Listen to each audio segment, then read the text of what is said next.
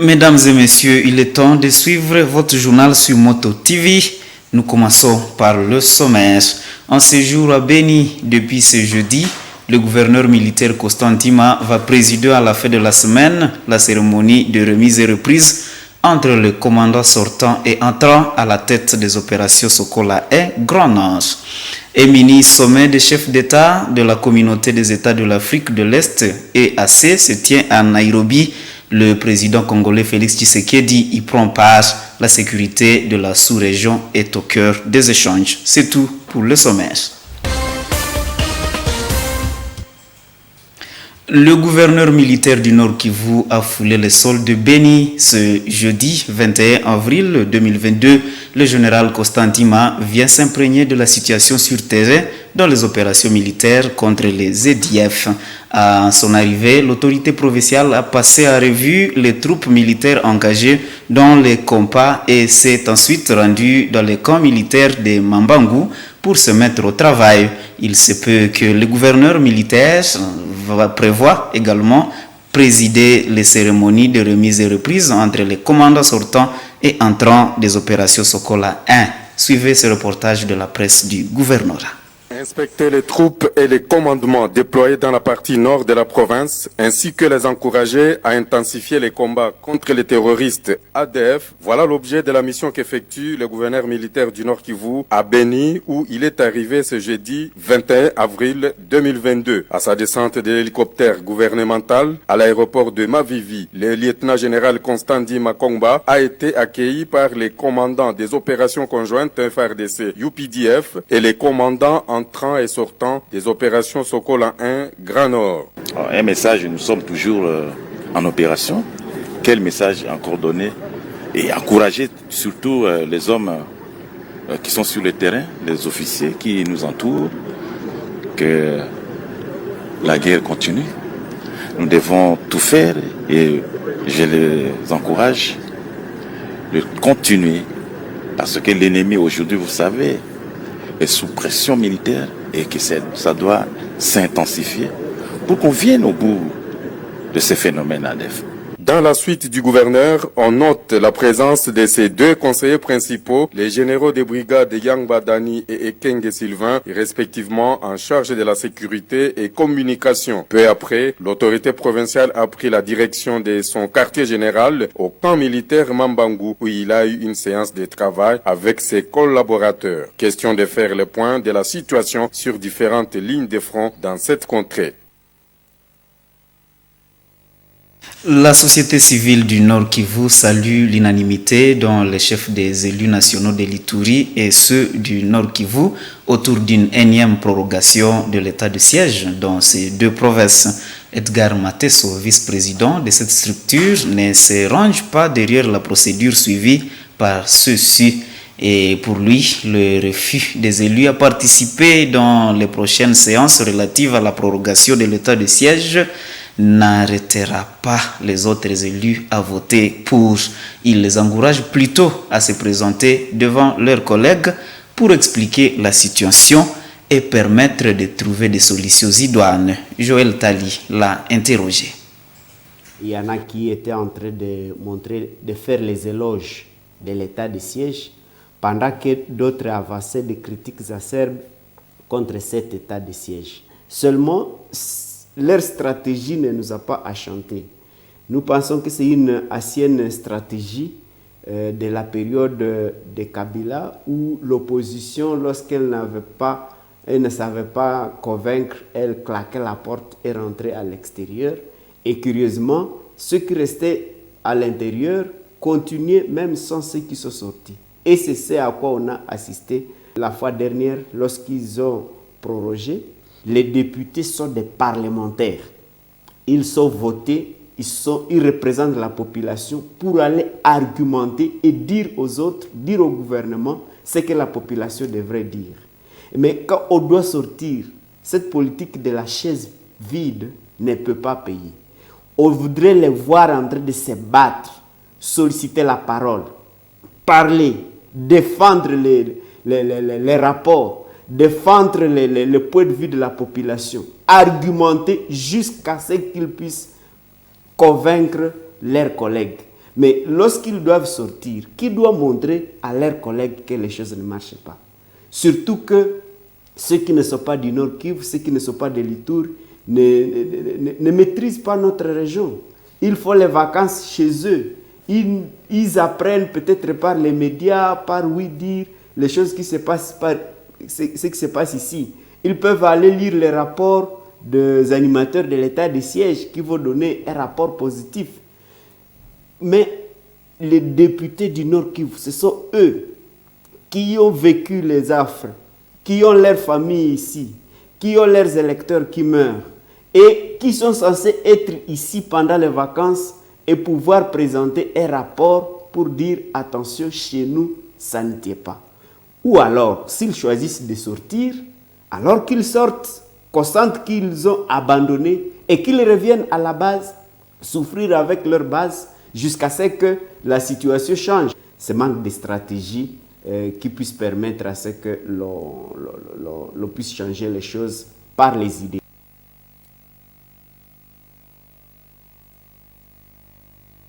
Et à présent, c'est cette page noire dans ce journal. Le journaliste Muhindo Sirasi Samuel a été retrouvé mort par pendaison dans un champ en secteur de Rwenzori, territoire de Beni, mercredi 20 avril 2022.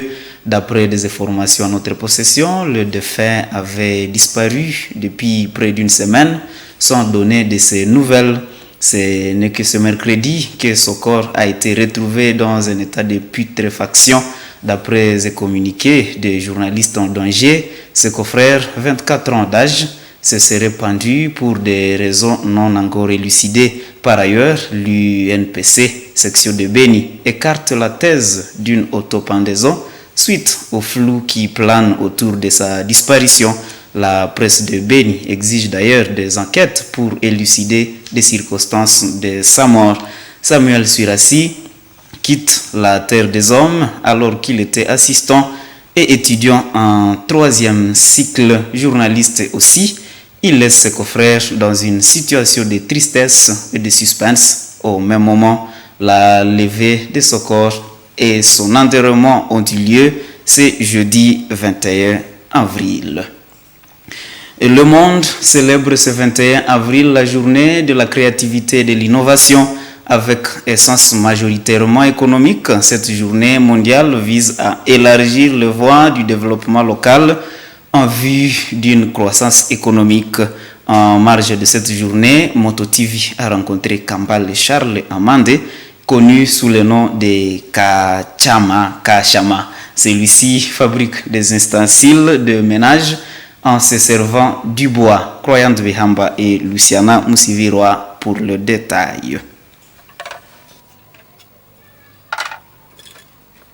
C'est ici, au quartier Wayene, à Selil Kakouva, où Charles fabrique différents objets à bois.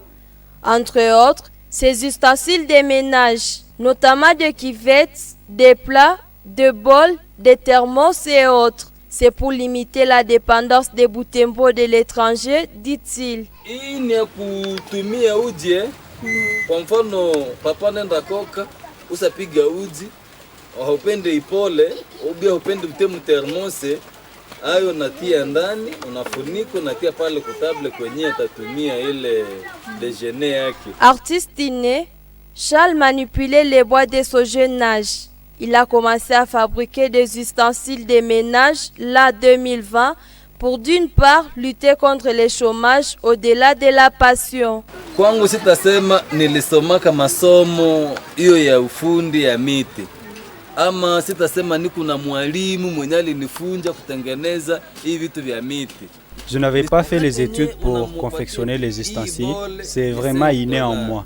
Parce que c'est depuis l'âge de 8 ans que j'ai commencé à confectionner ces matériels. Je demande à toute la population de la ville d'apprendre aussi à aimer la fabrication locale parce que nous aussi nous sommes capables de faire apprécier nos objets en dehors du pays.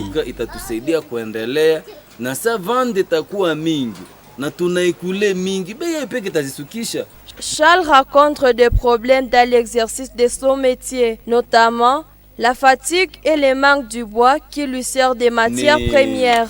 Uzito ya kazi. La difficulté que nous rencontrons ici, c'est surtout celui du transport des bois. Souvent, nous manquons de l'argent pour le transport, ce qui nous complique toujours la tâche. Ilitoka mbali, ilitoka Voyenga. Kuifikisha hapo ilikuwa kugumu. Bonjunda zikuta kazi inawana magumu mingi. Kueleza sizo za kueleza. 43 ans d'âge et père de 6 enfants, Charles assure les besoins de son ménage par ses métiers. La sécurité dans la sous-région de la communauté des États de l'Afrique de l'Est était au cœur des mini-sommets des chefs d'État qui s'est déroulé à Nairobi ce jeudi. C'est dans cette optique que le président de la RDC, Félix Tshisekedi, y a affecté son déplacement mercredi 20 avril. Suivez ce reportage de la presse présidentielle.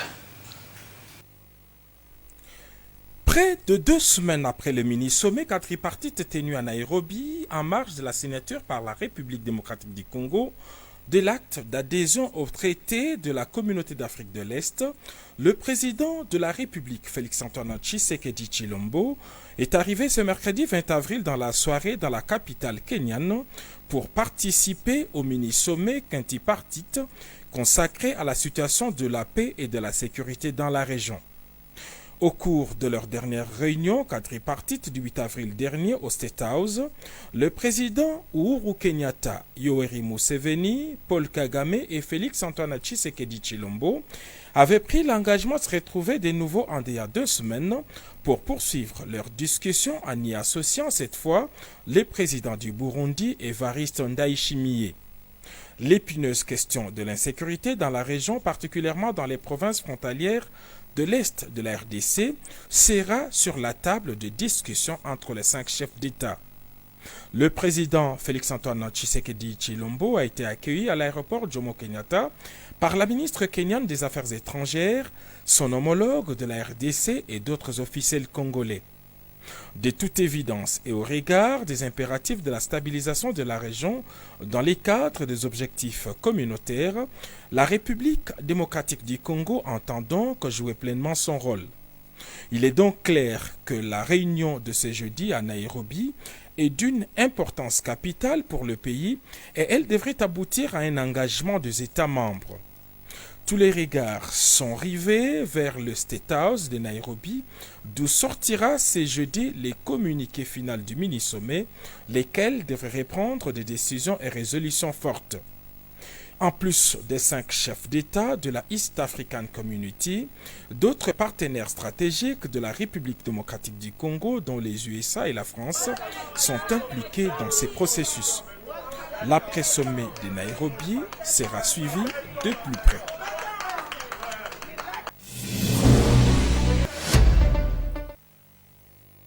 Sport en présent dans le cadre des rencontres amicales de 2 matchs. 2 matchs ont eu lieu au stade André Van Nevel, c'est jeudi 21 avril 2022. Dans la première confrontation, le Football Club Semuliki de Butembo a été battu par l'association sportive Imana par 2-0 et dans la seconde confrontation, l'Atlético Club Kapako de la ville de Beni a fait match nul d'1 but partout face à l'association sportive Nyuki de Butembo.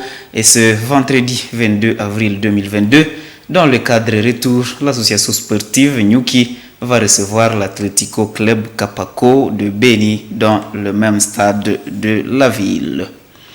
La CAF a effectué le mardi dernier le tirage au sort des éliminatoires de la Coupe d'Afrique des Nations CAN Côte d'Ivoire 2023. La RDC hérite d'un groupe de nations très bien connu dans cette compétition et tirage clément, mais surtout piège pour la RDC, pense Néhémie Mboussa, analyste sportif de Butembo, à en croire celui-ci pour que la RDC réussisse bien à éviter. Alors, pour que la RDC réussisse bien à éviter ce piège, elle devrait déjà se lancer dans la préparation, notamment en cherchant à résoudre notamment la difficulté de la symbiose entre les joueurs locaux et ceux évoluant à l'étranger, mais aussi en réorganisant les championnats nationaux pour donner du temps de jeu aux joueurs locaux. Suivez-le dans ses propos recueillis par Joël Tali. Assister à un scénario bizarre comme la RDC, je vais vous rappeler les cas de la dernière CAN où c'est les Gabon qui nous ont vraiment fait du mal et nous avons loupé la CAN 2021 au Cameroun. Et moi, mon analyse par rapport à ces tirages, c'est que c'est un piège, mais aussi c'est un tirage à notre faveur si on se prépare très bien. À Voya et Pelosati que nous avions, nous avons un problème au niveau de cette symbiose entre les locaux et les professionnels.